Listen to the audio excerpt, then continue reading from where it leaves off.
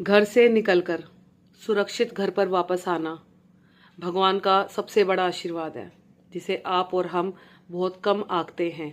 लेकिन इस चीज़ का हमें भगवान से शुक्र मनाना चाहिए कि हे प्रभु, जैसे आपने हमें, जैसे हम गए हैं ऐसे हम घर पे आ गए हैं।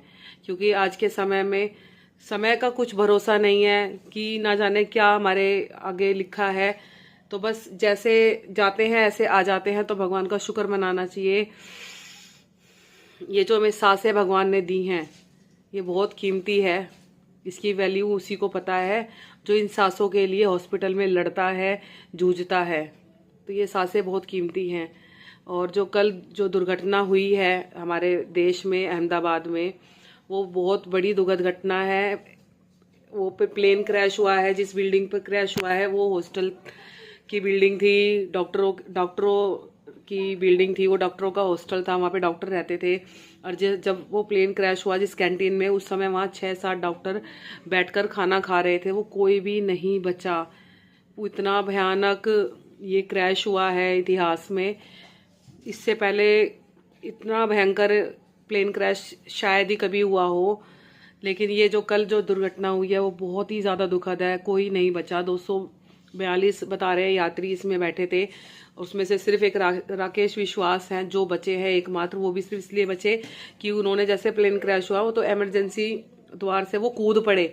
उन्होंने आओ देखा ना ताओ, वो बस कूद पड़े, जिसकी वजह से उन्हें हल्की चोटें आई हैं, थोड़ा लंगड़ा कर चल रहे हैं, लेकिन उनका जीवन बच गया। भगवान की असीम कृपा रही होगी उन पे जो वो बच गए।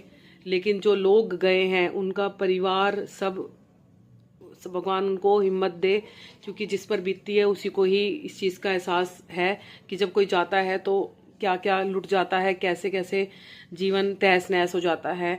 इसी में ही कईयों के परिवार उजड़ गए हैं। एक परिवार जो था व्यास जी का, वो डॉक्टर थे और उनको ये था कि बाहर विदेश में सेटल होना है। उन्होंने इस चीज़ के लिए कितनी जतन, कितनी तैयारी, कितनी मेहनत करी, कितने समय का इंतज़ार करा। और अब कहीं जाके वो समय आया था जब वो प्लेन से जा रहे थे विदेश अपने पूरे परिवार को लेकर सेटल होने। और देखिए समय घड़ी कैसी आई कि पूरा परिवार ही मतलब ख़त्म हो गया। बहुत बड़ा दुख है ये हमारे देश के लिए, हम सब के लिए, कि इतने लोगों की जान चली गई। अब देखो किसकी गलती है, क्या निकलेगा इसके अंदर आगे जाके जो इंक्वायरी होगी। लेकिन जो गए हैं उनका तो भरपाई नहीं हो सकती है।